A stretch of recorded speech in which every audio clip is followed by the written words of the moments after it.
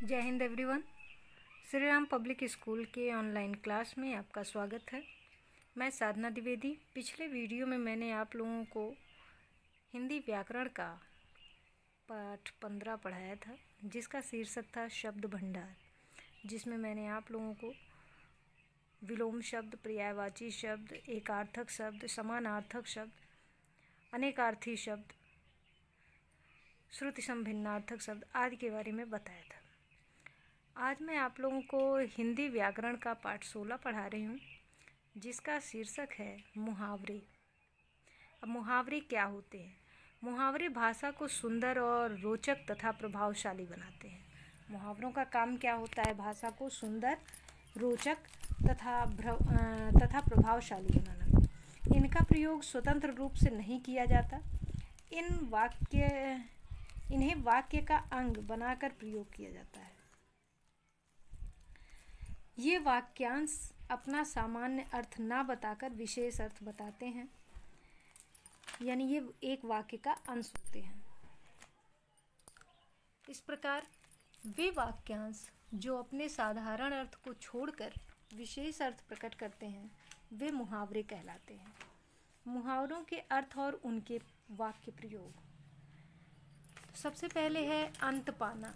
अंत पाना मीन्स होता है भेद जानना। अब इसका वाक्य प्रयोग है, ईश्वर की माया का अंत पाना संभव नहीं है। अगर मगर करना। अगर मगर करना का अर्थ है टाल मटोल करना। वाक्य प्रयोग है, अगर मगर मत करो, मेरी रामचरितमानस वापस दे दो। तीसरा है अंग अंग ढीला होना। अंग अंग ढीला होना यानी बहुत थक जाना। वाक्य प्रयोग है, दिन भर काम करने से मेरा अंग अंग ढीला हो गया है।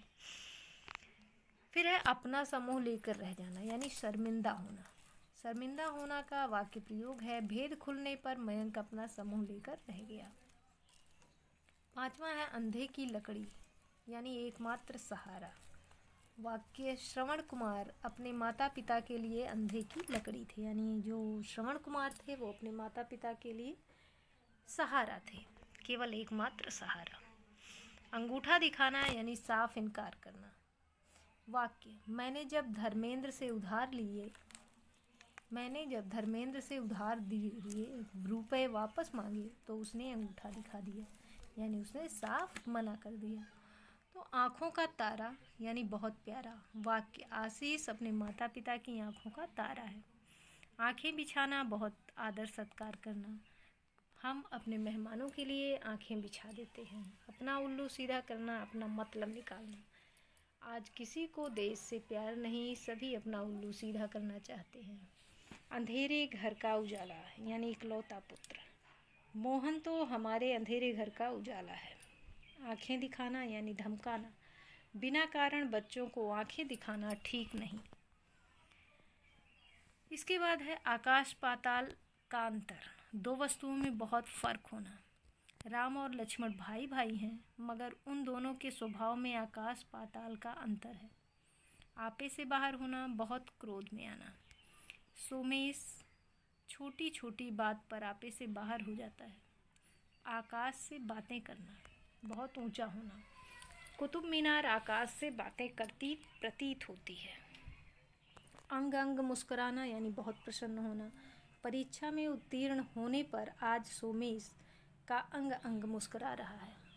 आसमान सिर पर उठाना, बहुत शोर करना। यदि अध्यापक कक्षा में ना हो तो छात्र आसमान सिर पर उठा लेते हैं। अड़चन डालना यानी विघ्न डालना। दूसरे के काम में अड़चन डालना तो दुष्टता का कार्य है। आँखों में धूल झोंकना, धोखा देना। चोर पुलिस की आँखों में धूल झोंक कर भाग गए। आँखें खुलना, होश आना। ठोकरें खाकर ही इंसान की आँखें खुलती हैं। आँखें फेरना, बदल जाना।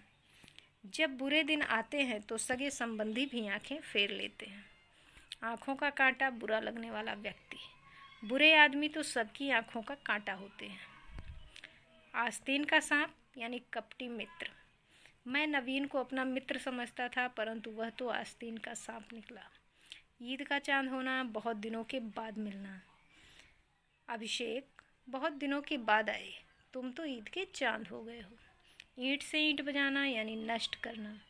सन 1971 ईस्वी की लड़ाई में भारतीय वीरों ने पाकिस्तानी सेना की ईंट से ईंट बजा दी थी।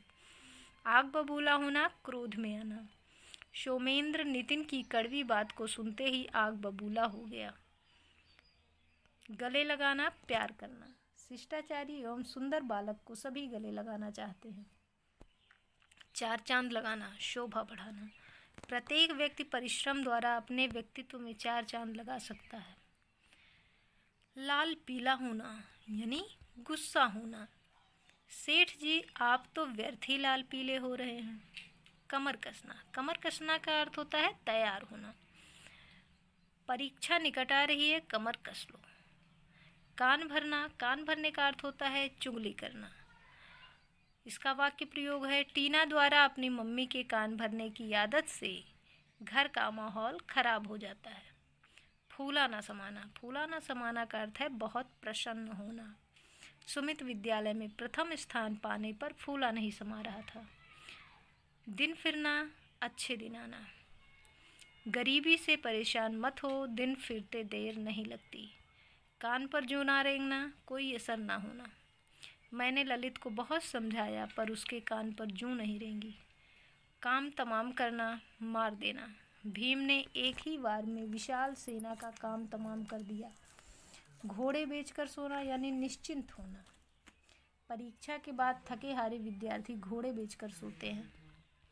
श्री गणेश करना। श्री गणेश करना का अर्थ होता है शुरू करना। किसी काम को शुरू करने को श्री गणेश करना कहते हैं, तो उसे शुरू करना। आज मैंने अपनी दुकान का श्री गणेश कर दिया है, यानी मैंने आज अपनी दुकान खोली है। पीठ दिखाना, युद्ध से भाग जाना।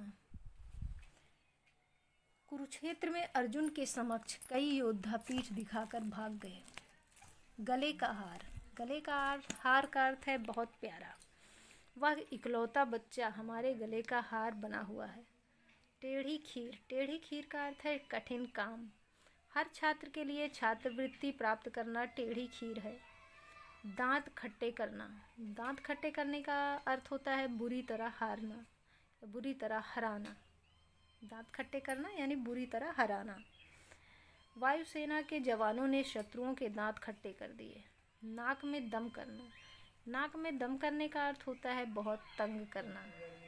शरारती बच्चे माता पिता के नाक में दम कर देते हैं। नानी याद आना। नानी याद आना का अर्थ होता है कठिनाई का अनुभव होना। जब बुरे दिन आते हैं तो नानी याद आ जाती है। नीचा दिखाना, घमंड तोड़ना। हम शत्रु को नीचा दिखाए बिना दम नहीं लेंगे।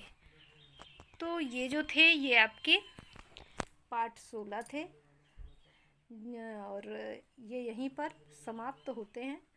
तो इन मुहावरों को आप अपने उत्तर पुस्तिका में लिख लीजिएगा और याद कर लीजिएगा, और इससे संबंधित जो भी एक्सरसाइज है उसे भी अपने बुक में फिल कर लीजिएगा। धन्यवाद।